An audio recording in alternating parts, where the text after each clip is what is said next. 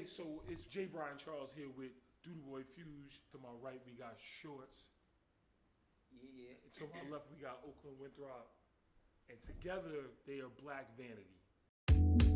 Mic check. We got MCs. Let's go. Come on. My Nike Air Force is fly enough to bring Joe Biden to his office. Let's go. I know crime bosses in Boston. 9-9 on them even when they not golfing. We had two guests tonight that are really like lighting up right now in music, but also are promoting a lifestyle. This is not just about the music. This is a lifestyle. This is about a way of thinking, a way of setting one's mind, and there's the music that comes with it. And so I just want to give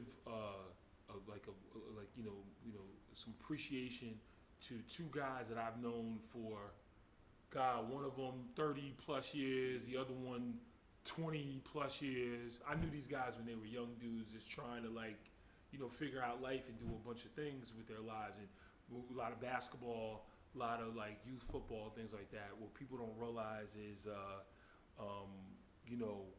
me and Shorts over there are like of relatives, really. To be honest with you, family, and we share family together.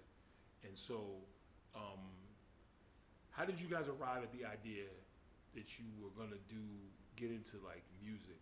Because if you knew any of you guys beforehand, there was never this conversation about music that I ever heard of until I started seeing, stuff on Spotify. Yeah. Like, how did that come out? Oh, you've been doing it for so long. I got two older brothers, Don and Eric, and my brothers was from that era where, cutting school, run down to Dykeman, get your whatever you need to get, run down to the boroughs, go grab your mixtapes and all of that. So they was bringing home the clues, they was bringing home everything. I remember, and it was I don't want to say hip hop was at its height, but it was a great time in hip hop. What year is this? Our Miseducation, Lauryn Hill. So it's 98. 98, 99, 2000. Like Reasonable Doubt 2. Not Reasonable Doubt 2. Hard Knock Life Volume 2. Just a ton of great music. The Woo's dropping, Locks is dropping. We Are the Streets. Like it was just a great time period in music. And my brother, he's got all these CDs, all these mixtapes, and I'm letting him bump. He's playing it from his room. He leaves, and I jump in his room. I'm playing all his music, and I remember when I got to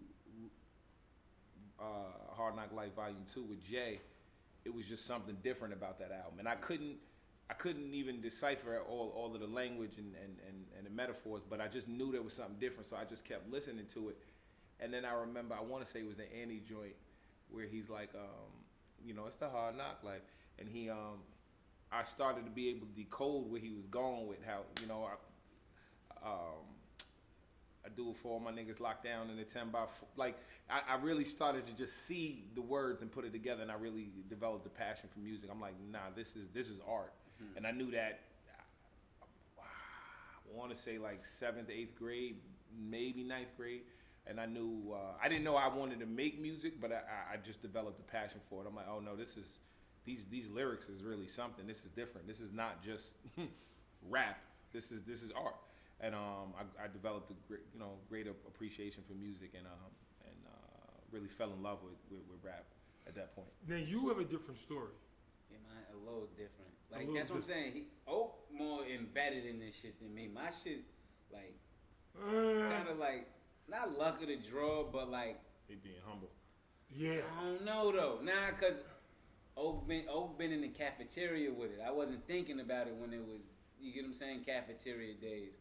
My shit more so came at the right time. Pops is in the industry.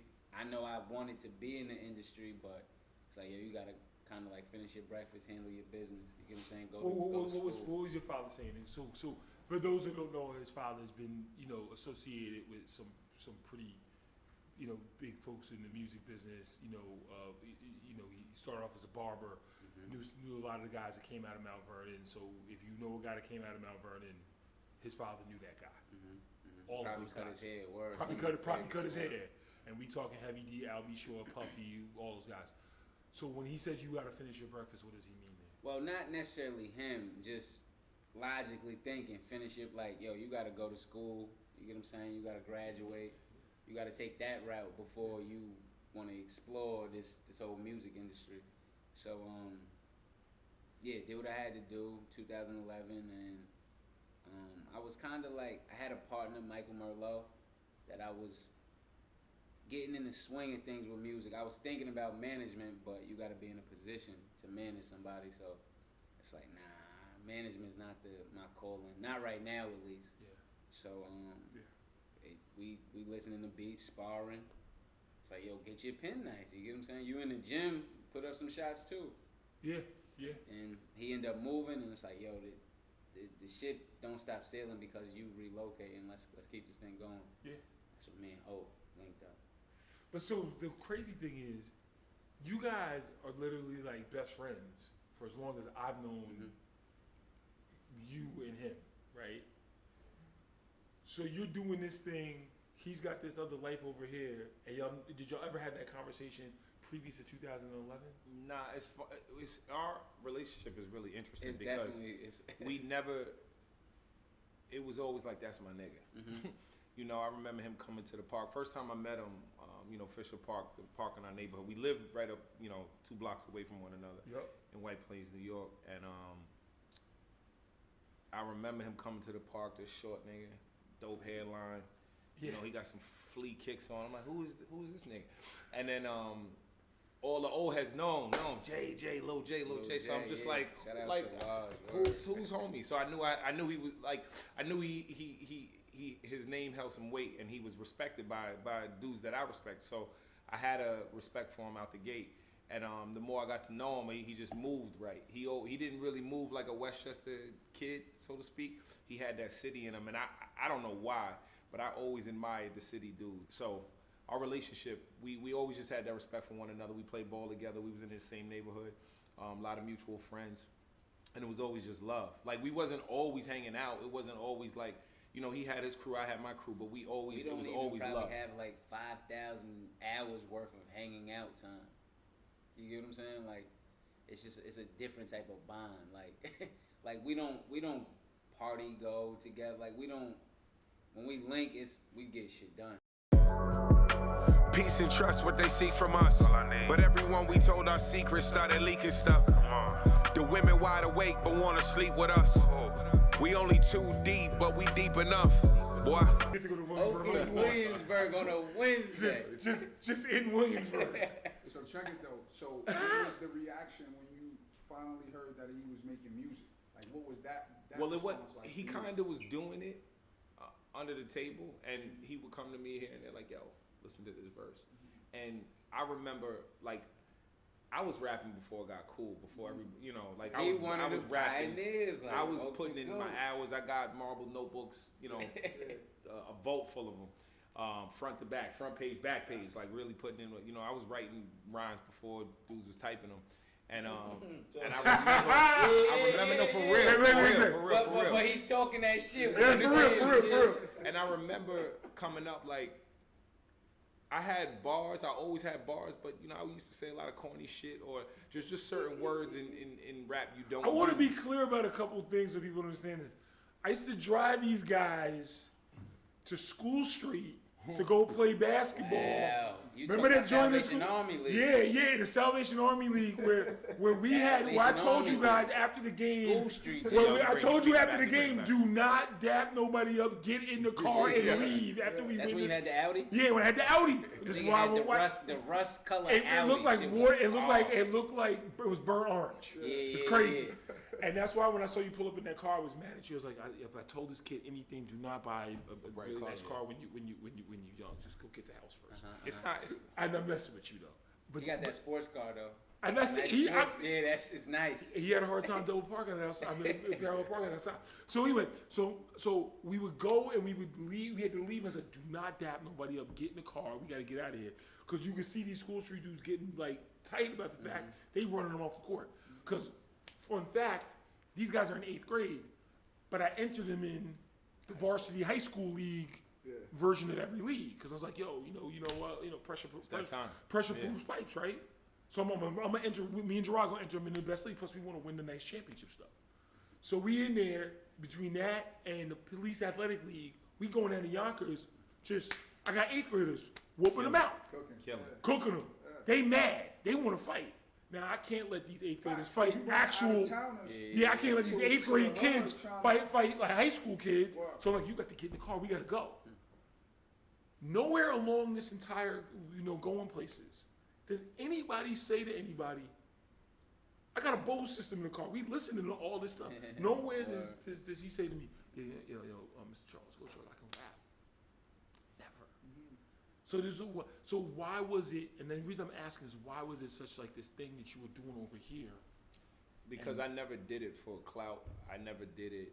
My 2 older brothers rapping, like I said, that J album really, that Hard Knock Life Volume 2, I studied it front to back, the way he put it together, the way he had, Too Short, he went out west, he had, who did he have from the Midwest on there?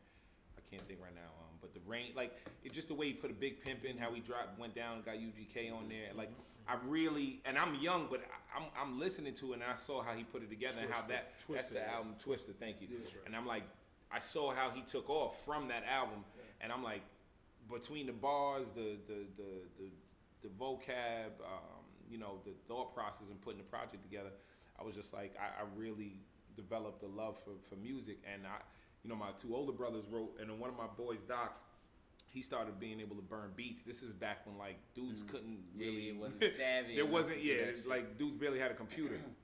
He's burning beats and instrumentals. So I'm trying to give him to my older brother. He's like, no, y'all should rap on him. And, I'm like 14, 15. I'm like, all right. So I just start randomly writing. But I never did it to fit in. I never did it to be that guy. I never did it to make $1 million. I did it just because I was passionate about it. And not even for myself, but just for the art form itself. Yeah. And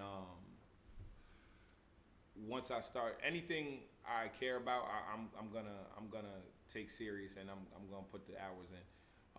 And I'm a hard worker. I like working hard. I come from a Jamaican family, so I started really putting the pen down and really working at it to the point where like I stopped playing video games. I stopped playing video games by 8th grade. I stopped playing video games. Like game system, I had them, but like y'all dudes can play. I'm writing. Yeah. My friends like besides ball, my only other distraction was ball and girls, but it was really just rap. That's all I was really doing, and I didn't want to showcase it because I knew I wasn't there yet. And a couple times I did showcase it. I got played because I wasn't there yet. And I humbled myself. I'm stuttering. I can't remember rhymes. I'm nervous. I'm like, I ain't put enough hours in. You went through that? I never knew that. Oh yeah. I remember trying to go with Jake. So that to circle back when Shorts first started. Jake? Okay. Yeah, when Shorts was coming to me with his rhymes, even some of them that was whack, I saw the potential, and I know he had the work ethic and the potential. So I'm like, I always encouraging him. It was never like, yo, this is corny. Like,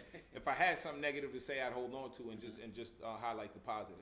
Shorts, what was it for you though? Like seeing him putting in the pain already from the neighborhood, you already knew his work ethic with it. Now you trying it. Now you in your beginning phases. Why were you so comfortable to come to him with a lot of your early, I knew he was the person at the helm of it all. You get what I'm saying? It's like, if I get Oak to fuck with my shit, nigga, I might be alright. You get what I'm saying? Like, so that's how that came about. It's like, cause just speaking on the area in general, this Oak the GOAT. You get what I'm saying? Like, people gave him that name and then try to remove it, but it's like, nah, he been doing this for way too long. Everybody know what time it is when it come with him. So it just made sense to like, yo, if you gonna take this shit serious, you from White Plains, you need to kind of get his clearance. You get what I'm saying? Get his approval. If he fucking with you, you good. You good. And that kind of sets a bar even for you. For me, I'm a new nigga rapping with Oak the GOAT. Y'all niggas don't got shit. I got more records with Oak than any artist right now. Like, so with that said, what I've seen from y'all as far as your ability as writers is to be able to channel a lot of the stuff that I know what y'all were at. Like, I was there. Yeah. You grew up two blocks away from him, but you grew up 2 blocks away from my grandmother. So it's around the corner. Like, I remember dropping you off and being worried. So, like, of all the kids I had, I was, and some of them guys I should be like Michael, whatever she were. I was worried about you.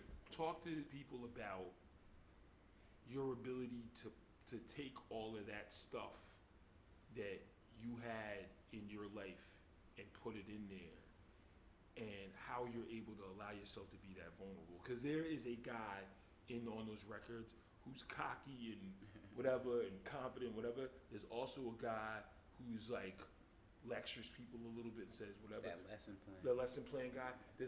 There's a whole album of that right in 2020 that's brilliant, by the way. That one at the end of 2020, brilliant. Wait, let's say the name. Oh man, Andy is just come on, man. And then there's a guy who's telling me about. I mean, there's a line. There's a line on one of the early joints. I want to give a shout out to Jason Johnson for taking books when he could have been flipping powder. Like, I almost cried when I heard that. Nah, that was a special. That's a special line. Word. And there's also the stuff about your own personal stuff. What tell me about your place for getting there? Because and I guess I want to do the question again. A lot of the stuff you have is extremely personal. It's about your life, and how does your actual life kind of get into your lyrics in a real way? Rappers always telling you, "Oh, this is introspective," and then they start talking shit about themselves. You really are doing that. I got to a place where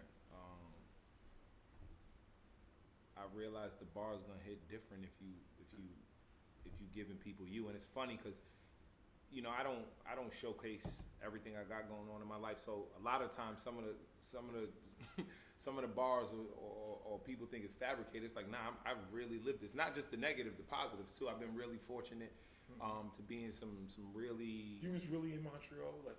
Nah, he loves I've been for example, right before the pandemic, I went to like 3 times. I went to Canada for the first time. Not to Canada. I've been How many to times did you Toronto go multiple first times. quarter, bro? I went to Montreal for the first time, and then I went back 6 times in that same year. I said 3. Yo, you just and drive nobody up. You just drive. Yo, and I'm going great. by myself, and I'm meeting friends. But I'm not trying to make on it a boast and brag. Yeah, that's Williamsburg on a It's like, yo, I went from anyway.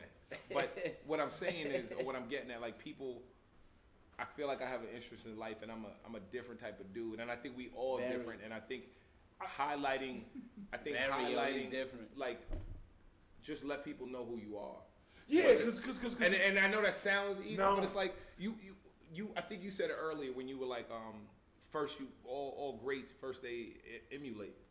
And then you innovate. Then you do something on top. So when I first started rapping, it's like, oh, I'm Jigga. Like, you know what I'm saying? I think I'm Jig. And then like after a while, it's like, yo, I don't sell drugs and I'm not from Marcy. Yeah. So who are you? when I'm in certain circles, I'm they're not gonna go for that. That's not gonna be dope. Like if I'm rapping that in front of few are gonna be looking at me There's like, a lot of that's not you. There's a lot of guys, and I'll say this to you: there's penitentiaries full of people who didn't survive what you came through. You know that. Yeah. We have prisons full of those guys. Nothing wrong with those guys. It's easy to be in the situations that both of y'all went through. We're gonna get to you in a second, and not be where we sitting at right now. A lot of good fortune, a lot of male, strong adult males that took the time to let me know I'm special, and be great, and they challenged me, and then it was like when I started tasting success, it's like, wait a second, if I do the right thing, this is a lot easier, and this feel way better than doing the wrong thing, like. And I stopped caring, and I don't know what made it click. It was a process. Of course, it didn't happen overnight. Yeah. But little things like I remember one of my basketball coaches, Anthony Anderson. He give me a little $20, $25, $30 allowance every week, and then like he checking with my teachers. I'm doing what I'm supposed to do. He's giving me $50. I'm like, that's $15 extra, and this is back when like. This that went somewhere. $15 like that's gonna last a little bit. That extra 15. So I'm like, oh, 50 there, and then it's like, oh, he got respect for me. I could missed class and I got a pass, and I just saw it all coming together. Like, yo, if you do the right thing, life's just easier. Yeah, real shit. You got to put the work in on the front end, but long term it's gonna be easier. So I kind of figured that out, and then it was just like, nah, I'm gonna do the right thing.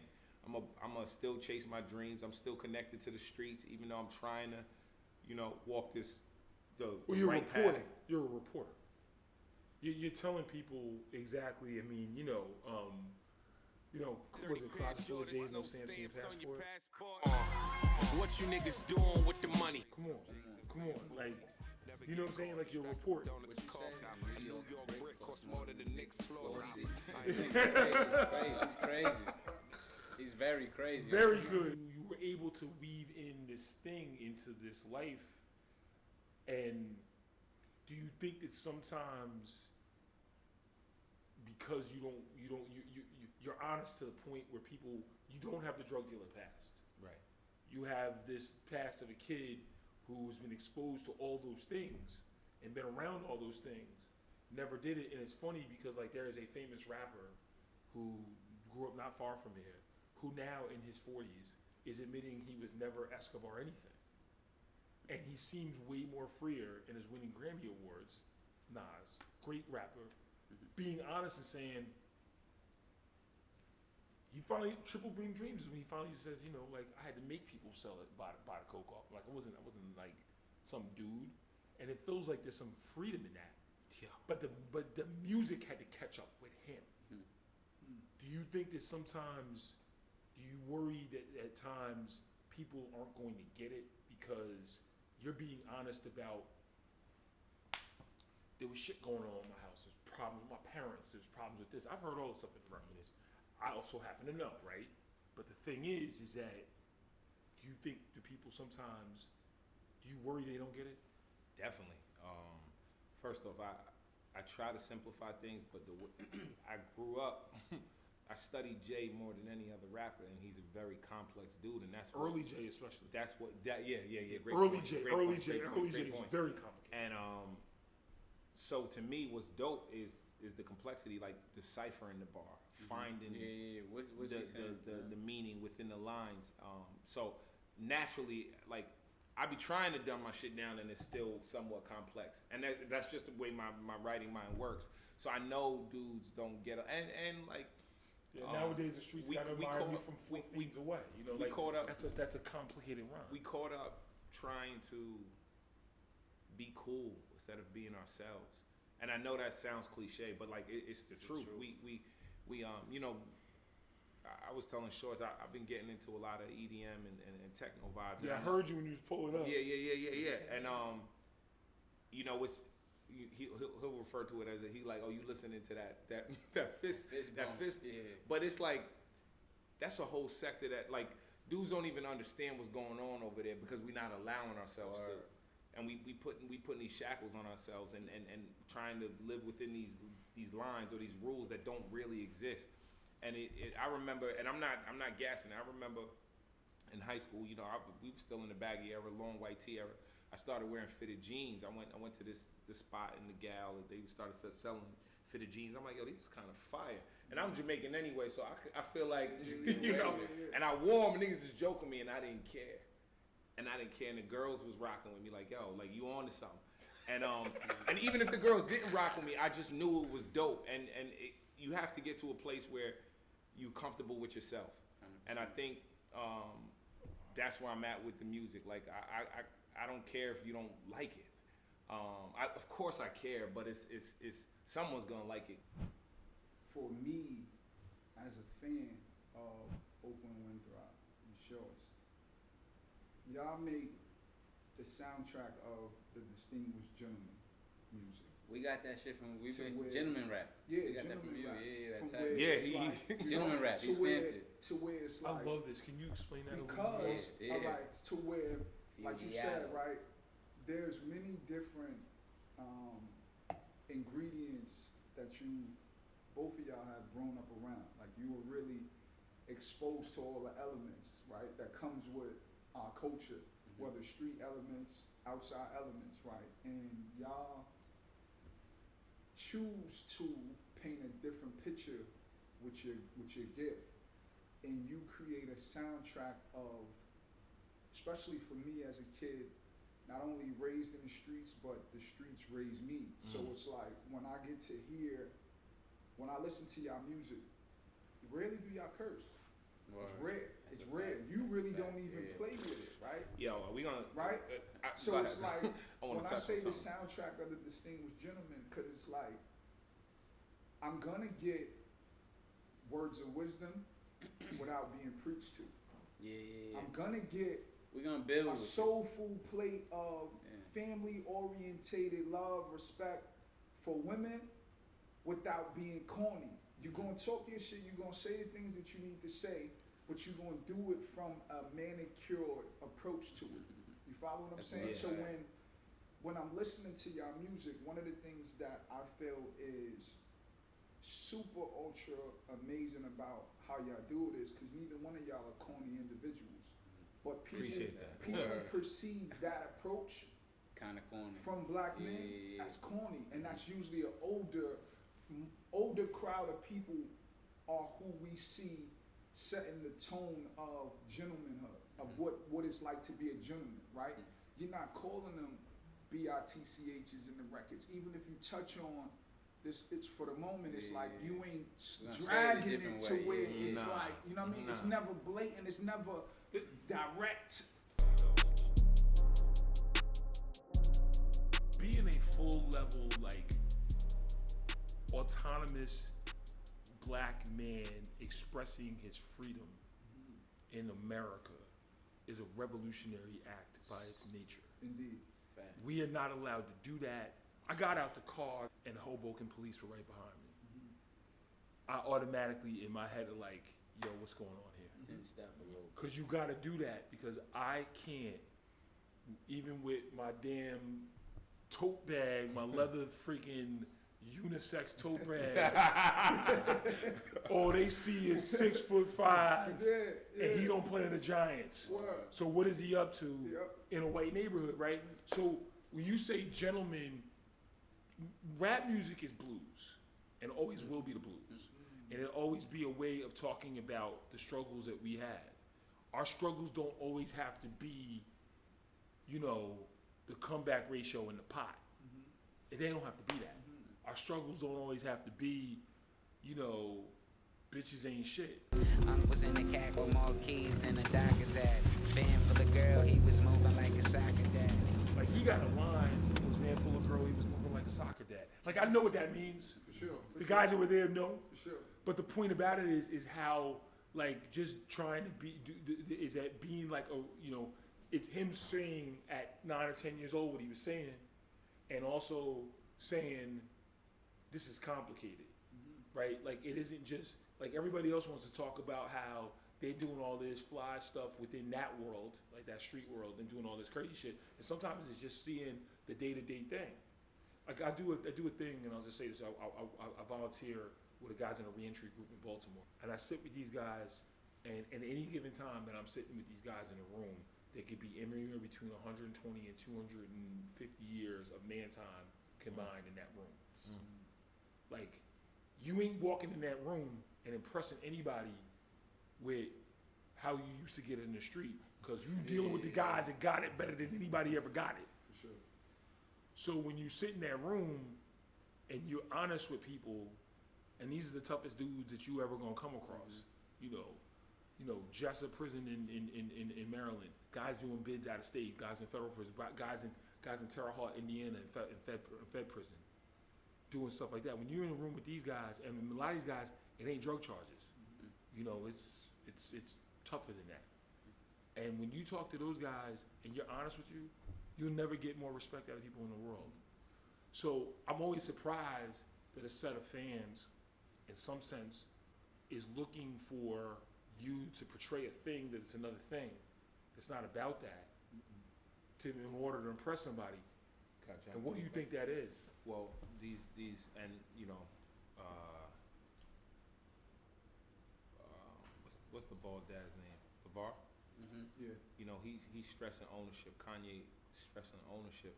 All these labels are ran by white folks, and a lot of white Jews, but just white folks in general. And It's our culture. It's our music. It's our story.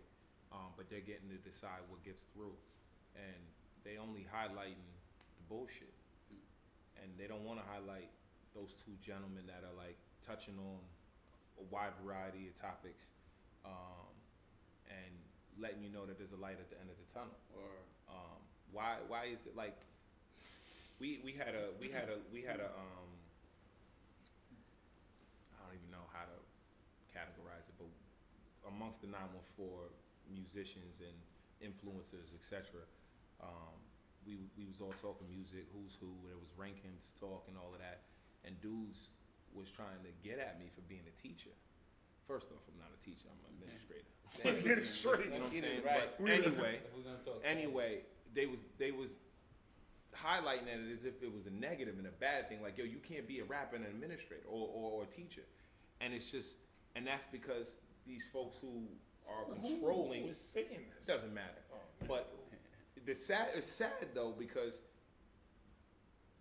we're being told that you can't do both, and that it has to be this. You have to portray or be in the streets to rap. What it is there's formulas of what makes people admired, admirable, right? And the same reason why sports teams have the mascots that run up and down the court, run up and down the field, they represent something. There has yet to be the mascot of that story. And we have to understand and take full responsibility, because when I said to you, y'all are y'all music and the brand that y'all have created is the soundtrack of gentlemanhood, is because prior to y'all doing this as a collective, maybe Wale, there are very few who have represented that cleanliness of a black man and done it at a superior level for people to admire. So instead of, yes, the street image, people always root for the bad guy in every element of life, right? But at the same time, there's a responsibility that the only reason why you were ridiculed is because the classroom that you were given, the students that you were giving your presentation to, weren't convinced yet, and not taking anything from what you do. Yeah. But if you commit, embrace, and step and apply that pressure and become the mascot of that lane, it will be undeniable. Yeah. Because what you're doing has never been done 100%. successfully yet. But Right? also be prepared for the fact that there may be somebody who will come after you, But listen, who will have even more success than you ever have doing it. though, But you will still be the person that did but it. you will be, right? Yeah. Because listen, we all know from the Mamba mentality, right? Was he birthed a seed that said, there's 81 games in the season. 41 of them I'm going to be in someone else's hood, someone else's court.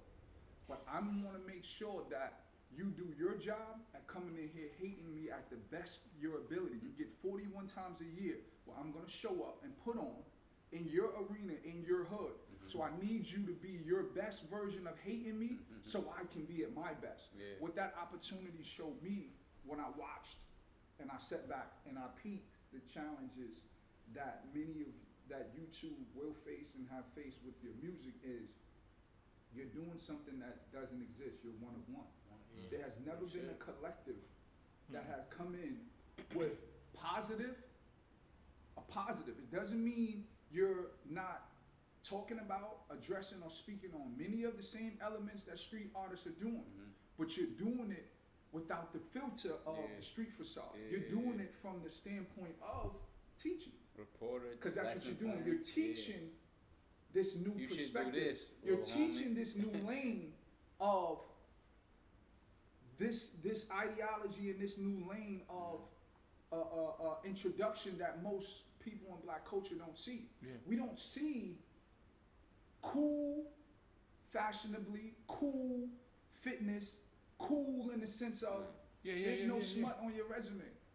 Yeah, you got a job. You one of the first people to stand tall with it. Like, yeah, I got a job, and I'm gonna get to 6 figures off this, and the relationships and the things that I'm gonna get off this. Let me put you on how to get there because you can't get this from the block.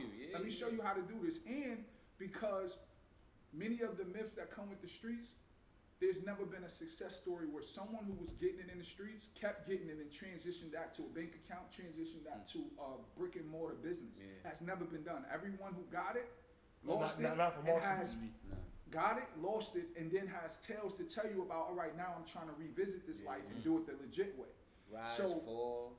The Yeah. mascot, Rise again. right? The mascot. But maybe not rise. Whether music and entertainment, everyone who are successful, they represent something. You represent a lane, you represent a voice. Yes, the streets have been one of the biggest ingredients that has the biggest influence because many people come from poor poverty situations where them same stories getting out the mud.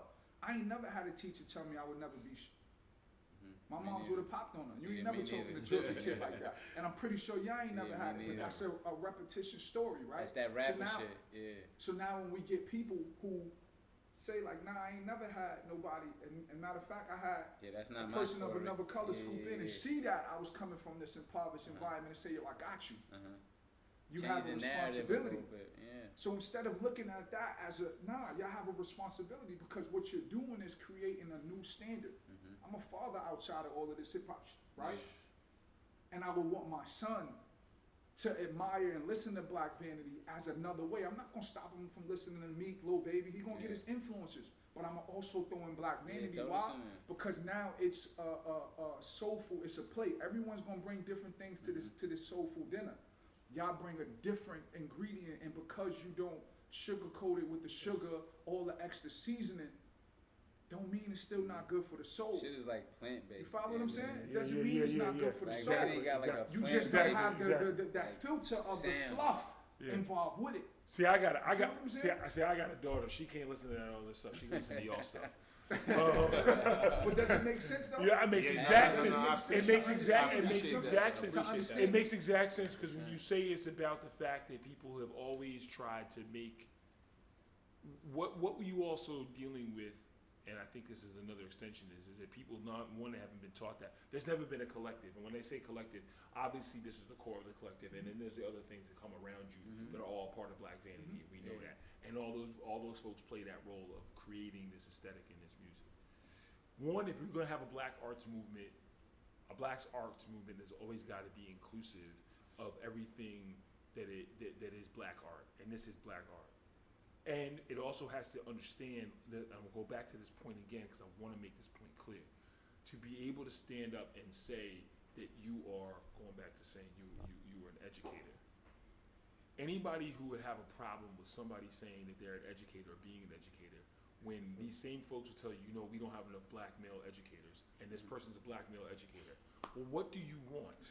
What do you really want in the world? Because what do you want? Because, and I asked that question because when I asked the question before, I had an idea in my head that I think that sometimes people get messed up on. So like, I like Push. I think he's a very technically good rapper. Very good. It's interesting you use the word technically. Continue. Continue. Technical. First of all, I do not go out there and try to figure out. I don't go out there and try to figure out what people's actual stories are. Because, the thing about it is, like, I tell people all the time, and I'm only going to talk about people who I'm not going to get in trouble, so I'm going to talk about my father. My father was a hustler, like, legitimate. If it wasn't nailed to the ground, he was selling it. My dad also was a union organizer. My dad worked with the Urban League. My dad worked with NAACP. Those were side jobs. His main job was my dad was a numbers guy, and he had a spot down in the Bronx where you could get all that shit that Push was talking about. When I was in high school in 1993, the NYPD came to my house, and you knew where I grew up on Lake Street. Knocked on the door because my father made a phone call from Rikers to my mother. To my grandmother first, she didn't answer the phone and called my mother, and they traced the phone call back to our house, and they came to our house looking for my dad. Looking to see who my father had called to see if there was something in that house. So I'm gonna just say this: I don't get into what people do and what people don't do, because all I will tell you is, knowing being around that lifestyle my entire life, people who are really in that lifestyle ain't talking about that damn lifestyle. Wow. So with that being said, he is technically a very good rapper. Do you know what people like to do when they listen to that? They like to pretend they're in that lifestyle. And that's exciting to people. That's an exciting thing to people. And I'm not gonna knock people for being excited for wanting to be around that lifestyle. It's the reason why there's days I like Styles over Kiss. Because there's a part of that lifestyle that's appealing. But the thing is that like at every other genre of music, multiple things can exist at one time. But for some reason in this music, and I'll say this because I'm 45 years old, there was a moment in the early 90s when it was like when the guys that were like the black medallions and all that other stuff, native tongues, it was their time. And then there was a time for the drug rappers. And then there was a time for the party guys. And then, you know, the backpack Kanye West dudes and the nerds took over for a while. And now it's like you got a guy telling me that he's cooking up dope in a crock pot, and you can't get a crock pot hot enough to cook up anybody's dope. But whatever, and also a microwave is way more efficient. But you know what I mean, what do I know? So the thing is that like I listen to a lot of this stuff, and I just wonder like, is there a way for that? And I mentioned like a lot of the stuff that you grew up with, because I always say there's penitentiaries full of people who couldn't survive that. And the point that I make is that it's weird to me that you can't just be a person who says, I saw this and I made a choice. And you're saying to everybody that the choice I made isn't easy. It's not easy to make that choice. Now I'm gonna take it and turn to you. He was saying to you on the record, I'm glad you made the choice, and the choice isn't easy. Because you've had choices in front of you. Right? You have choices in front of you. You have things where you say to yourself, because nobody ever said to either one of you guys, anybody who mattered, I would hope no one that mattered in your life ever said to you guys that neither one of you guys lacked for any piece of intelligence in the world. Both of y'all were great students. Both of y'all had great opportunities coming out of high school to be great students. But there's a lot of people that we know who are wild, smart people who decided at a certain point in that road to go, I'm going this way because I gotta get this money right now. Or I gotta go do this right now. And you still had those choices. And that thing is it. Yeah, you listen, y'all could be criminal masterminds if you wanted to be. 100%.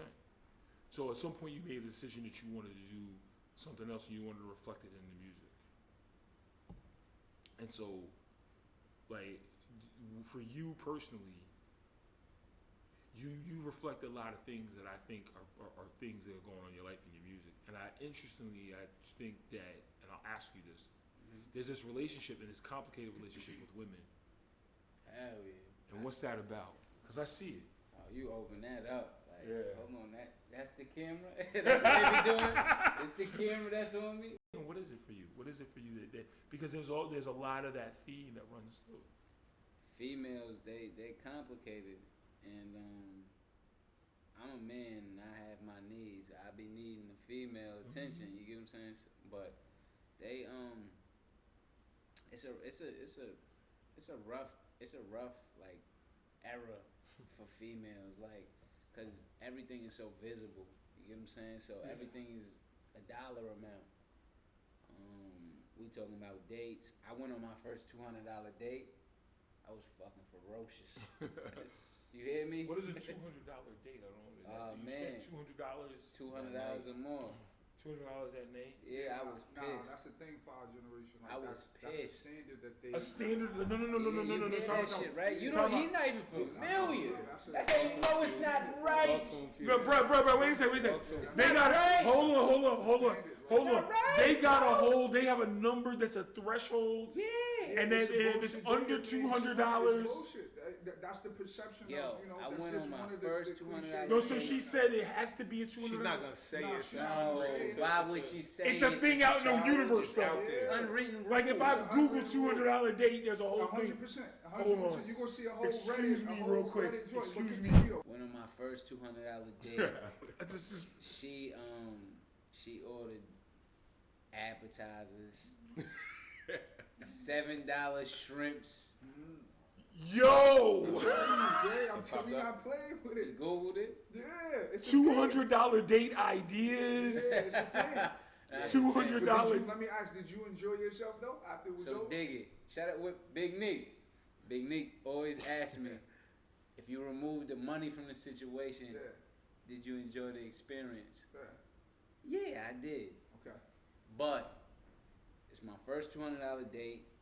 The shit lasted for like 4 hours. Okay. You get what I'm saying? So it was a good $50 conversation. an hour. Okay. Yeah, it was yo.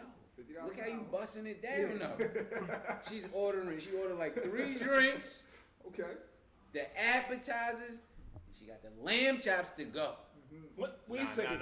She took lamb chops Hold on the way home. Hold on. She You said don't her even get a girlfriend. lamb chop. You don't even Nah, eat meat but like that, still, she bumped that like. Wait, the wait, lamb- time out. Hold on, you never did. I didn't even She hear took about the this. 200. Hold on. She took the lamb chops home to her girlfriend. She said, Let me I'm ask gonna this. take Her that. kids. So let me ask this. She did that. She ordered lamb chops to go. That's your word. Not literally. She didn't say, "Oh, let me get the lamb chops So to let go," me but ask this. "Oh, let me get the lamb chops." And then it's like, Might I'm have gonna pack picked. these up. Yeah, I'm gonna pack these up. So question. Did you get Shit the is- yams? Nah. So all right. So look. Hey man, the cameraman's man. Yo, you got no. I That's get why what you hear the disconnect with the females, because they be killing me. No, but see, the thing is that, and so let me ask you, because I want to be very clear, and I want to say something to you. If about you this. got the yams, I don't- it wouldn't have mattered. It would have been a different It would story. have been a different story. We story. just want to Yeah. I'm being honest. Now it's Being back to you. honest. Go ahead. So Yeah, now go back ahead. to your point. Go ahead. Now I'm listen. Like I'm not gonna get into whether or not that this is transactional. I think the thing that I'm hearing. Listen, He said Nah, nah, nah, transactional. I'm in a different place. I'm in a 4 different. hours though. It was I'm in a 4 different place in hours. life. I'm in a That's different pay place. for play, damn 4 man. hours. I'm in a different place in life. So the thing I'm gonna say to you though is that it seems what I want to say is that you were putting that in there for more than the purpose of just saying to yourself, the skits you have in the whole nine and the interludes aren't just there to necessarily say that like this is pissing you off. You're questioning why this is happening because you both. have these interludes and then you have these songs that are very much That desirous attach, yeah. of saying I want this. Hold on, you can't forget the visuals too. The videos that go with it. He's in his drawers. He's really out here as a real a sex symbol right now. We can't. Trying. I mean, and that's it. And this is leave his, nothing off the table. that's his real bedroom You though feel too, me? I though. know, so Like I know, be you know what I'm clear on saying. that. Be clear. So I mean, just it's like no, for real though. Like you are saying to yourself, that there is definitely these two things that are happening at the same time. This desire for this thing, and then this other thing that isn't happening. Yeah, it's like it's an extreme disconnect that I don't get, but I understand it. Like, Okay. it's about money. You get what I'm saying? It's about who's popping. You get what I'm saying? Like, this rapper shit ain't work for me yet with any female. Like, it just doesn't work. You get what I'm No, saying? because you're not on top. Exactly. Until you own. You get what I'm saying? So it's There's nothing harder in the world than being a person who pursues an arts career who ain't famous yet. It don't really work. Like don't work. It don't work as far as the dating thing, and it doesn't work even sometimes in the professional thing. Which is, by the way, why those people said the shit about your other job. Like they wouldn't even we care about your other job if you was on Def Jam. No one would give it to them. No one would care if you had a previous job doing X, Y, and Z. No one would care. So that's why they come at you about the thing. Like, I mean, I gotta be honest with you. Like, I can get a byline in the Guardian or Playboy or whatever, and then everyone's like, "Ooh, look at you, you're successful." Well, I can tell you right now, like, I'll be honest with you. Playboy paid me $6,000. $6,000 pays my child support for 5 months. Like that's not. I can't live off of that. But everyone's like, "Oh, look at you, you did X, Y, and Z." But look though, let me. But see, but people think about it that way. But look, all right. So being that we understand that that's the grabber, that's the grabber, extra that's shit. the extra that you got to use to your advantage. Because right, the only difference I see between Shorts and Wale is Wale embrace it. It's a part of his aesthetics. It's semi a part of his aesthetics, but we got to go back to the origin of Shorts, right? So from school, now hearing the neighborhood stories, right? You were always the athlete. Now hearing one of the seasoned vets who was outside, you was always that when you pulled up on the scene. When are you going to start embracing it? Because this is a part of your aesthetics. You follow what I'm saying? So look, so even when we say, right, even when we say, not saying you're not, meaning, remember, I gave y'all the analogy of a mascot. People admire these teams, the mascot that represent it. if I was to ask you, what is your mascot? What lane do you represent in life? Just like I would ask him, what is your mascot? Because one of the main ingredients of success is you have to be what you are when you get there. So if the women admire you, we see the videos, you're one of the only indie artists I know, because majors don't even do this. Your homie, you was in your drawers on my timeline. Like you was in your drawer. I'm like, yeah, my son really out of here. Like he really gone, because I'm like, this is a level of comfortability as a man. I don't care how many days I'm in the gym and all that. I ain't doing that, G's. I ain't even that cozy as a man, and that's what I aspire. You one of them do. I tell you this all the time. I go to the gym to work out so that I look great naked, because my men set the bar of, nah, homie, you can be flying cool and doing all of that. But when we take all of this off, am I still flying cool? This like my hood nephew. This is my hood nephew. He got me doing. He got me doing burpees in the house. He got me doing burpees in the house. Because we know, like we said, the streets are that filter that people admire, because those people. Let's go back to your origin of Jay. The reason why many of us like those early introduction of Jay-Z is because at the end of the day, right? Yes, he did all of that with words and he painted the picture. But when we closed our eyes and envisioned it, listening on the train, listening to the headphones, we can imagine Jay hopping off these yachts doing it. Now with music, yes, there has been a large abundance of street influence artists, right? But the ones who really paint that picture where you can close your eyes and envision them in the lobby really doing this are the ones that you live with and create. Musically, y'all have established the talent. Musically, it's proven that y'all can rap. You can make music. That's proven already, right? Now, if I was to ask, what are you the mascot of? What lane do you represent? You follow what I'm saying? What lane do you represent? Because not saying anything is missing, but when we start to break down the dichotomy of black vanity and as artists, that's an important, essential ingredient that we have to admit matters in the form of entertainment. 100%. And if the women has always been a problem for you, good and bad, then Playboy, to me, you like Mace. It's like Mace, once he got with Diddy, where it was like, yeah, I was murdered. P. Diddy named me pretty. Did it for the money. Now can you get with me? Embrace it. Y'all have something that I don't even think at times y'all really realize the impact of it, because it'd be like y'all are living it every day. So I don't think y'all get to see the impact of This is your earlier point. Bringing us into y'all world. Like, listen, man, right? I've been blessed to get to know y'all behind the raps, like past rap, right? But it's like, as men, there are multiple pots y'all have on the stove cooking. Yeah, he be saying that. Cooking, like it's multiple pots.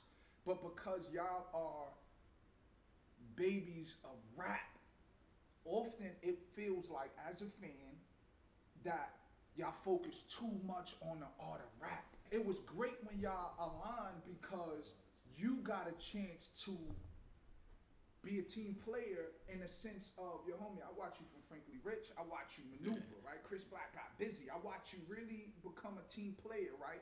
To where it was like, okay, I can just do me. Like, I can just rap and show it, right? But when y'all linked, it was like, respectfully, he became Phil Jackson. He became Phil Jackson, and you got a chance to be Mike. Then it transitioned to where you threw the ball back and was like, yo, nah, you really the GOAT, and I want to show you why. And you passed the ball back and made him a better artist, because you started to expand his ear and sound of being an artist. It was like it blossomed, right?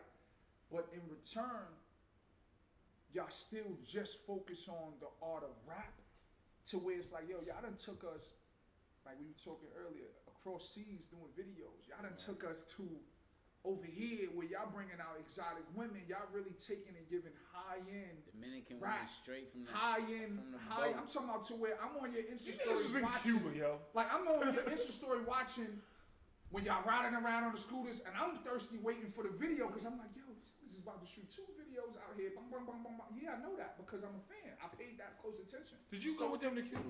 Nah, I wish. You feel me? So I'm like, yo, they don't realize, and I'm saying to myself the whole time, Yeah, like, you yo, too, bro, huh? these niggas know they indie artists. right? Y'all know that Bring your that peers back. in this indie class just stand in front of one location and Yeah. drive the videographer crazy because they want him to be creative and want to be And give him creative nothing. on Give one him nothing. location with nothing.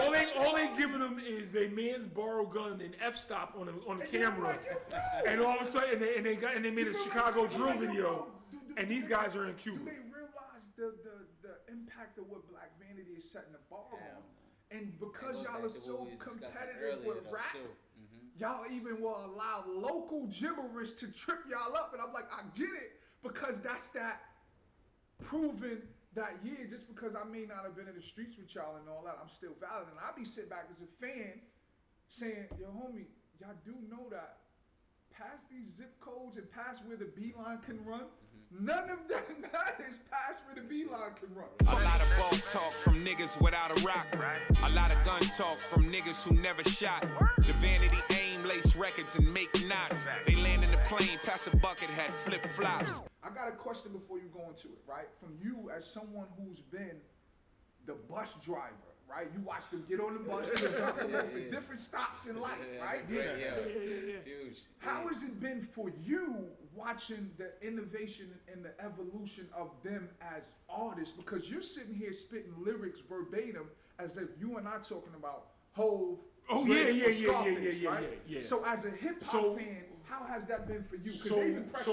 I remember that what impression. happened to me was, it's like 2017, 2018, and I was like, I'm starting to hear it. And then he's got, and I tell you the song that I was like, wow, it was the Mary joint. You had to put it back on. You took it off the stream. You had to put it back on. And I was like, yo, and it's so funny because I got this dude I know in DC.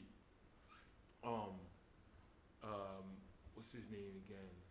In fact, it's funny because he did a release party at my house, and I used to live in DC. And he did a little thing over. Flex. Okay. I lived in DC for a little while, and so he did a little thing and whatever. And I'm gonna find his name real quick. I don't do social media on my phone anymore, just for my own mental health. It lets me get a break from it. But anyway, he's from Mount Vernon. In fact, he's maybe, how old are you? Yo, you getting a lot of money if you let people do parties at your house and you don't even No, like that's how connected, that's how far He's up like the an ladder. Airbnb You feel me? or That's Peer how far Space up the super ladder host. you are. Just to let you know that, and I admire it, Mr. bro. It's Charles just is like you a get super that host. much. It's 3,000 square feet, bro. I was like, you got to listen to my boys. They're nice. And I remember hearing it, and I was like, yeah, this is cool. I was like, where are you getting these beat from? He was like, YouTube, beat packs, blah, blah, blah. He's talking to me.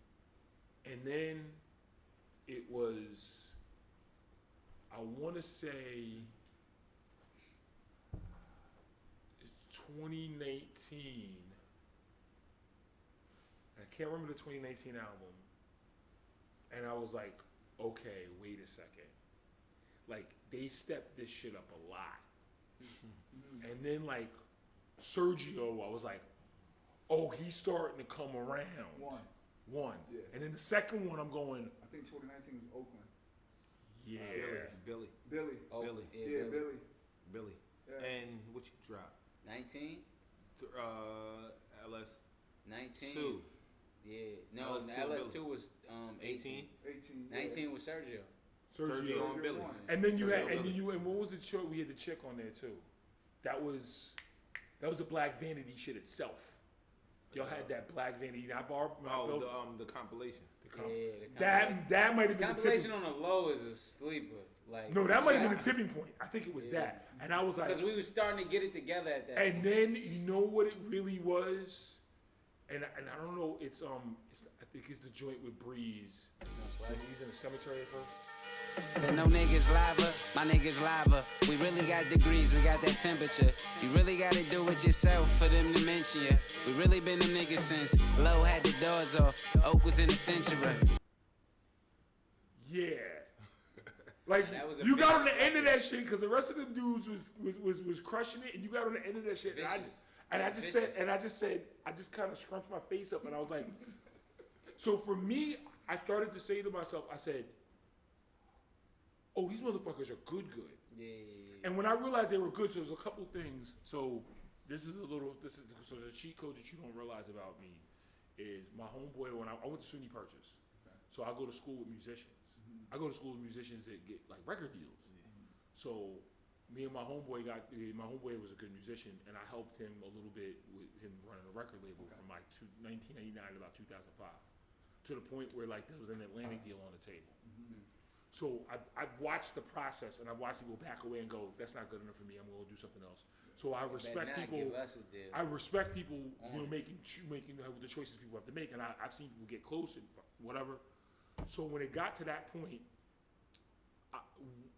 the label manager he had is at work for Billboard. So I basically took it upon myself to say, "Tell me what you think." And I sent it to my friend who's a musician, "Tell me what you think." And he said, get a dedicated producer if they can get one, and that's harder to get. He said, "The Oakland kid is really good. The other kid's got potential. Keep working."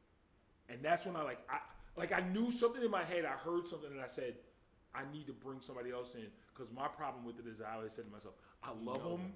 But these are like my little brothers, man. Yeah, These are like my it's a little nephews, man. different. It's a little different. You know what I'm saying? The last time I seen this guy was 2015 in the parking lot in New Rochelle at Stop and Shop. 2015, 2016. That's the last time I saw him. We headed to Williamsburg on a Wednesday, and I was going through the end of I was going through some family problems or whatever, right? Yeah. And so I was on my own bag there doing some shit. And so my thing about it was I needed to say somebody else has to say to me that this is okay. I was playing it for people randomly, and they were like, "Yo, these guys are good." Going back to like 2018, I was playing it for people randomly.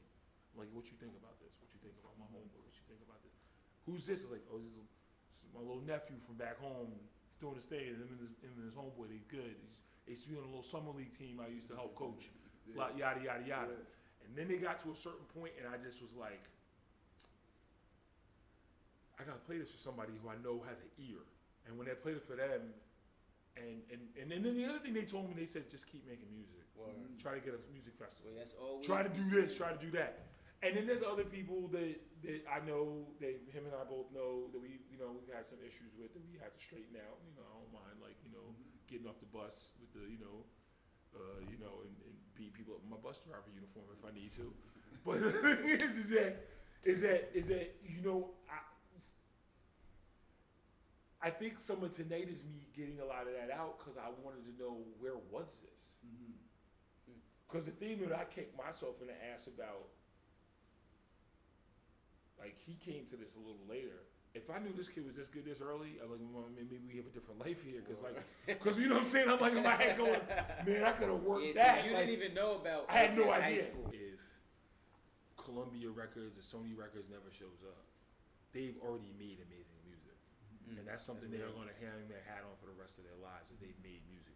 Everybody talks about, I'm going to be a rapper, I'm going to be this, I'm going to be that, and they sitting there giving me their bars in the barbershop, and you're like, "Let's go down there and record something." Yeah, I'm going to go to the studio doing this, and they have some demo tape that they shot off. They said, "Listen, I'm just going to make some music." And what I appreciate, so I know his father pretty well, and what I appreciate was that, like his dad, he decided to build something. We could sit there, one of the things that I have been trying to get across to them is, they're not trying to build a brand. They built one. It is incumbent on the rest of the world to recognize the brand they built.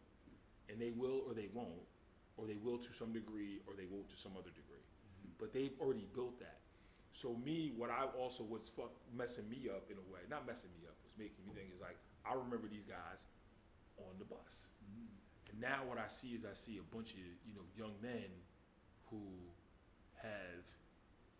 they've actually realized their dream already. They built the thing that they set out to build, and they're continuing to build it. They built their own bus with their own wheels, put their own gasoline in it, and they drive in their own bus. And the thing about it is they are moving, they're not moving towards, they are living a self-determined lifestyle as artists. And so the thing what makes me so proud is, one, I'm very proud of people who put in the work to perfect and improve their skill and their craft. Both of them have done that. That makes me happy. Then I said, "Listen, y'all figured out what BPMs you should really be rapping at." There's a lot of stuff on early records where I'm like, you're trying to make this kind of record because you think that's the hot record to make. I get it, but you really should probably be doing this. later records, I don't hear those kind of records no more. Yeah. And so I know that there's this attention to it Figuring it all out. the time. Yeah. One time he said to me, I said, how hard was this particular thing? I was like, I think it was the first Billboards and Barbershop. It was easy. I'm like, it's got to be hard. Well, you ain't trying hard enough. Question Try real hard. quick before you continue. There was some shit like I don't know, like I be feeling like some of my mentors they be speaking in riddles sometimes, but you had said like see if you could push the talent in reference to like the way I took it, like you was trying to tell me, see if you could do this shit sober. I don't know if you meant it that way, but is that what you Yeah. You have to. So one of the things I did when I said to you that like tonight I'm not drinking. One of that's about is there's a guy, this writer Pete Hamill used to be a big columnist in New York City, and he wrote a book called The Drinking Life where he basically gave up drinking. He said, in 1972 I decided I wasn't going to drink anymore. He goes, I ruined enough stuff in my life. But the other thing that I realized is that I had this talent and I wanted to see how far that talent push went. the talent? And I wanted to push my talent to its absolute extreme. I'm not saying you shouldn't drink. I'm not saying you should do that. I say for me, I wanted to see how much I could do. What you capable of, yeah. So I needed to sober up to see how sharp my mind is, and then reestablish a different relationship. When you said that with shit, that drinking. shit resonated And in a with different way, drinking. bro. And Real so shit. what I also think that what I would say for them is like you could do whatever you want to do, but my point is even if you are gonna have a drink or whatever you're gonna have, you got to make sure that when it's time for you to create, you're pushing your talent to the edge of where you can push it. Because you think this thing is loosening you up for X, Y, and Z thing. That talent resides in you anyway. Word. If you have a block on the way there that you need this to open up that block, then you need to figure out how to knock that block down. Because once you knock it down, you're going to get there anytime you want to get there. And so the point with them is that... You said that shit, yeah, and so I've always when said... he said that shit, I'm like... I've always said... Because he hit me with this shit on the fly, though. Like, it was... we was about to leave each other on some shit. See if you could push the talent or something like that. But right when I was getting the call. Yeah, but the way he set it up... You got to push it. You have to push... See, like y'all, I think he's and sending me you a especially, gym, like a hidden gym. you have a lot of talent, and this is why when you were talking about writing, and I was like, obviously there's a book for you, if not more than one. And the point what I'm saying to you is that you have to push this thing beyond where you are. You have to get uncomfortable with it at times. Like I'm saying to you right now, like I decided I'm leaving where I'm leaving from because I want to do more narrative work. I don't want to just say who, what, when, where, how, and why. I want to say why was this person's motivation to do this thing in the real world? What it was? What was the central complication of his life, and how does he deal with it, or she deal with it, or they deal with it if it's a non-binary person? So the fact is that that's what I'm looking to do. That shit leaves me in front of a computer sometimes staring at a blank screen for hours. But that's the work. And if you don't want the work, the thing about art, and I say this to people all the time, you said this before. You did. You said once the work is out in the world, it's not yours anymore. So remember, when you're making it, that's the time that it's yours. Instead of trying to knock it out, spend the time with it, because that's the only time it belongs to you. Because once you finish and you hit send, it's not yours no more. It's over. You know, people always say to me, what's your favorite time in the entire writing process? There's a moment when that story starts, when I hear music in my ear, and the story starts playing in my ear like music. And I'm not even done writing yet. And then I'm writing, and then the edits start coming, and everything starts coming. And everyone's like, yes, right when you finish, you hit send, you feel great.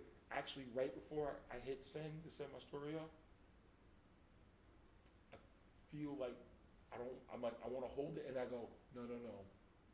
It's like your kid getting up. It's like your kid's in college, and you got to get back in the car. Like, okay, Dad, it's time to get back in the car. I got to go live in the world. It's not mine no more. It's a little sad. It's a little sad. Because what I learned is, and it's something that I struggle with personally, is sometimes you can overcook.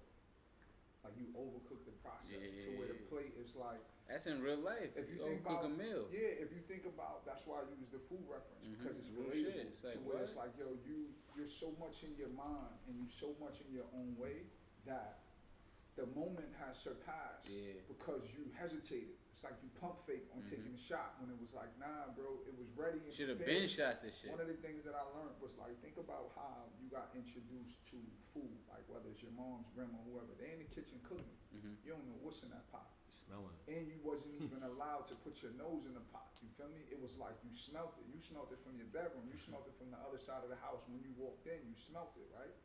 So look at it as this. Right now with Black Vanity, the brand, this is your meal. Y'all cooking your meal, right?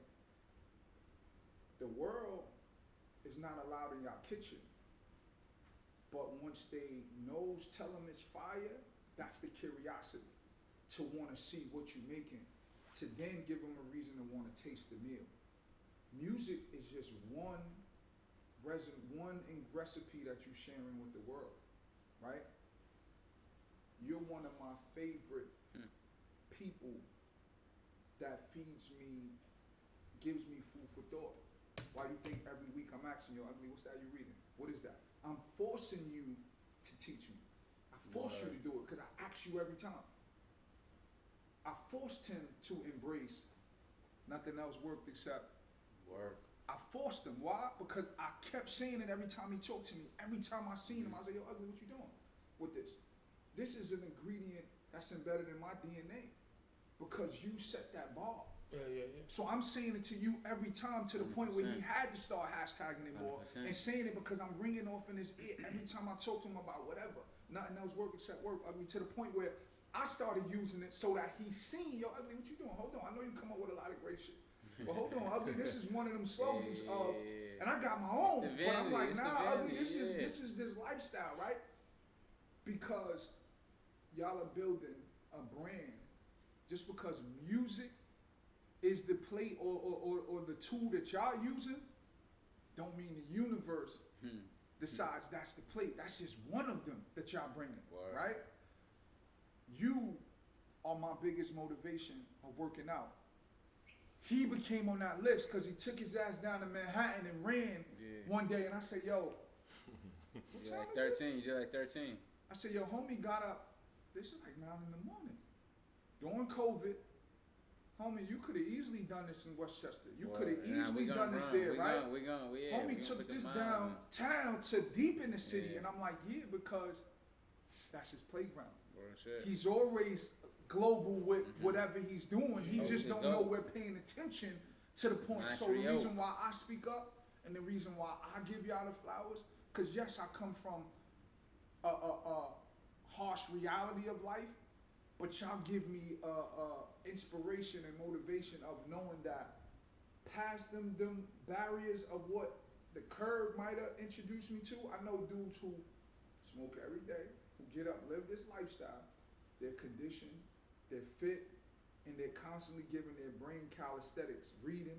Now you starting to put quotes in your message. It's like, yo, y'all piggybacking off each other, but y'all empowering. He got me on that us, reading right? shit. I know He because got me on that reading shit. I'm talking about it because like, I need y'all to understand that it's deeper than rap. Hell yeah. Rap is that's just what, one that's page of people y'all need to book. know. I want to say one other thing about music though before we go to brand, because I want to go to brand because it's one thing that I think is important because you keep bringing it up, but it's also important for another reason that I thought about too. The rap world that you got listened to, that you started in the 1998, that I started listening to 87, 86 maybe. That rap world is not around anymore. It's a different rap world. I don't mean from streaming and money and all that other stuff. I mean, we got 50-year-old rappers now. Yeah, fact. Kiss about to be 50. Yeah. All of them. All of niggas. J 52, What? right? That's crazy. And you know, and like putting music out, like on like dropping 16s. And it's still likable. Yeah. That's the difference. You can Andre still put out 3000 had the music, best but verse of the year last year, 46 Yes, he years, did. 46 Yes, he years fucking old. did. Best verse of the year Yes, last he year did. at 46 Yes, he years old. did. What I'm saying to you Couple is blades of grass. 33, Yes, he 34 did. years old, your best pen is in front of you. And so what I'm saying to you, don't worry.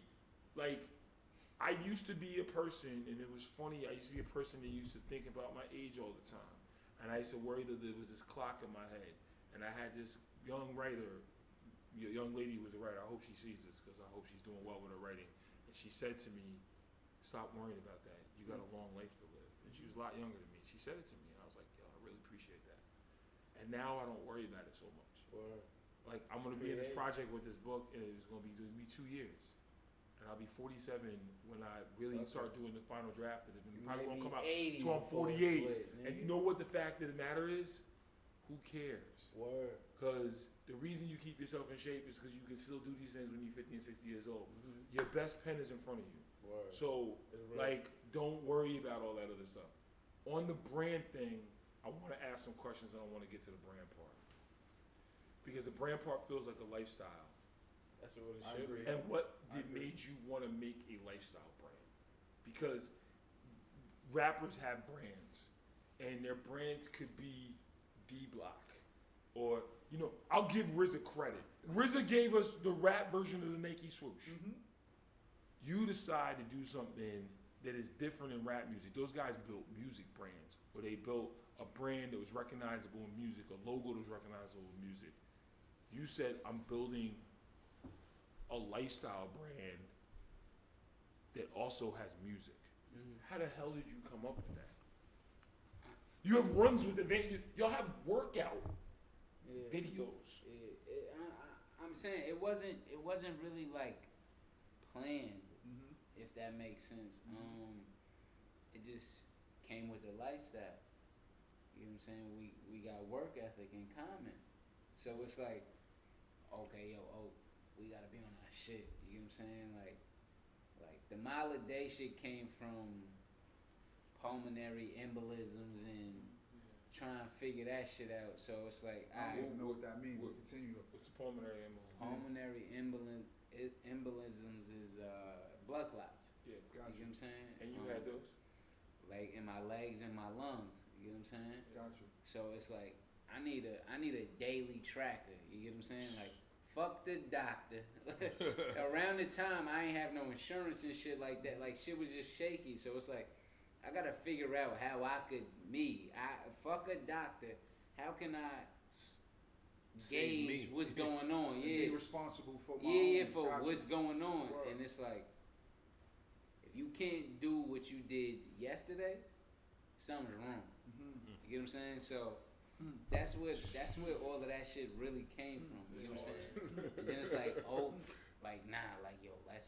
it's not even like a secret cheat code or anything. It's like, no, nigga, we gonna run every day. Yo, let's do this shit. You get what I'm saying? Like mile a day. Like I ain't got nothing else to do. You know what I'm saying? 8 minutes, 9 minutes. It's that discipline, and we know that that's gonna keep us grounded and give us the energy to keep chasing whatever we need to chase, because use it as a parallel. Having to do that mile or 2 miles every day alone, if you can do that, you can do anything else. 100%.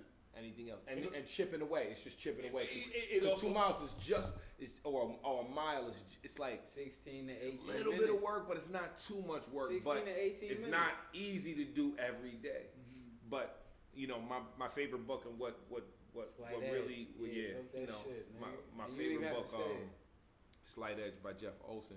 It just talks about how if you pick up 3 or 4 practices every single day and you stick with those 3 or 4 practices every single day over the course of time, that's going to be the difference maker. Everyone thinks it needs to be something extreme. It says he talks about how the difference between successful people and unsuccessful people is slight. It's just habits. And what you do consistently. What do you do consistently? So we run every day. We're gonna be in shape. Our minds are gonna be working properly. We gonna we developing those habits. Like in I want to say Beautiful Hatred. Beautiful Chaos. Thank you. His project he did with Crystal Canes from Harlem. He was using these Jordan quotes and these Kobe quotes. And Jordan talks about, I just happen to have the habits. And it's like, everybody look at Jordan when he's flying from the free throw line. It's like, yeah, that's amazing. But what's more amazing than him flying from the free throw line is him putting in them 2 or 3 hours every single day. Don't interrupt me while I'm compounding. Brandon, we were talking about the Brandon of it. Yes.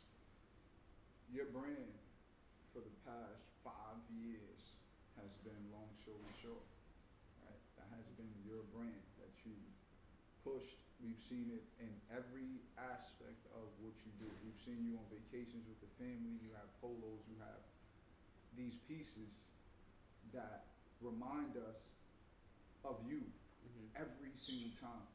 Why was the name so pivotal for your branding? And then I'm gonna ask Oak, what Oakland essentials will we get? Because he's been doing it for 5 years in your face. You're not gonna continue to be allowed to do this and slide under the radar like you're not learning. I don't care if we're getting cigars. I don't care if we're getting candles. You have some Oakland essentials. There's a that bourbon you like. coming here. So coming out. He got ties, a you know what I'm saying? Cognac or So something. something, right? So I want to ask, why was that pivotal for you to create your brand? Long story short, and what does that mean to you? Long story short, brand. It wasn't planned. Mm-hmm. I didn't think about merch going into my debut. Debut project. Debut project, yeah. Shout outs to Shar, Young, Chardon. He did the artwork and he helped me. He did the logo. You get what I'm saying? He helped me create all of this shit. I knew it was necessary though. You get what I'm saying? Like especially the era we coming up in, establishing a look, a brand. It's like, yo, you got some Something merch, physical that people could touch. Yeah, you got To your point. you got some merch and shit. Okay, so that's just really how it happened. It wasn't no cliche shit. It really wasn't planned. Yeah. It really wasn't. And then like I still ain't get it to the level that it should be, but it's gonna get there. For you though, Yeah. because you've created a campaign.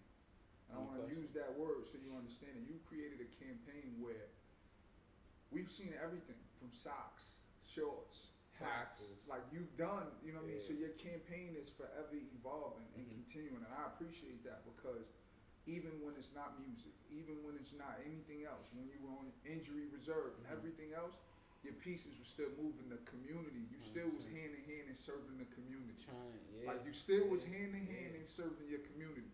So now I shift because the blueprint has been there. Like he created that blueprint, and as humble and bashful as you are with your sauce, because you will act like your sauce is non-existent. Like you ain't out here putting up numbers on the board. You know what I'm saying?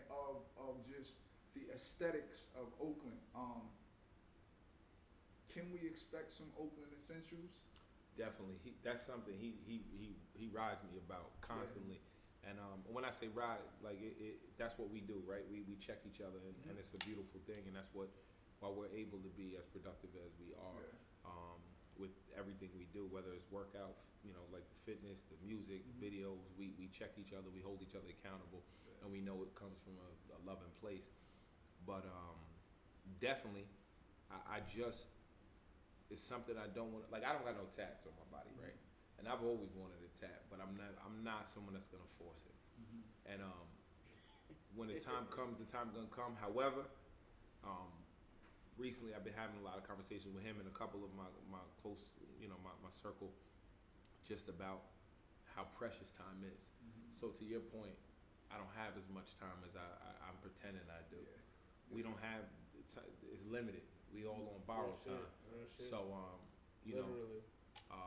as far as music's concerned, as far as the writing is concerned, as far as pursuing, sitting down and writing a book, it's all going down. It's all going down. And I'm not going to put no date on anything, but I've always followed through with any claims I've made. And that's something I can stand by. And if you know me, you know that's my body. Yeah. And it's definitely going to be some oak aesthetics. And even you putting it out there, like it probably won't be an article of clothing because everyone's doing that. And one thing with me is I've always been a little lefty, in the sense that I want to go against the grain and do something a little different. So I like the cigars. I like. This guy's gonna do an NFT. I don't know what I'm gonna do, but I promise you, young, when it happens. We're fortunate to have these guys. Couple things. Go check it out. It's on all streaming platforms. Black Vanity. Shorts, Oakland Winthrop. Go check out all the stuff they have. Guys, make sure you plug your social media before we get out of here. Website, please, right now. Yeah, blackvanitynetwork.com. Definitely check us out there. His handle is @shortsvanity. My handle, that's on Instagram and Twitter. Correct? Absolutely. I don't know. I'm too old. I don't do the Facebook thing anymore. He still. I be on Facebook. I be on. That should be a lot of like local shit. I be on Facebook. But yeah, check me out at Oakland Winthrop, OAKLIN Winthrop, WINTHROP. That's on Twitter. That's on Instagram. That's on Snapchat, and just get in tune with us. Get Check us out on our YouTube please, page. man. Get on that We website. trying to redefine dope, man. Y'all can help us. Yeah. Y'all can help us. Run with the vanity, y'all. Thank you very much, guys. Holla, holla.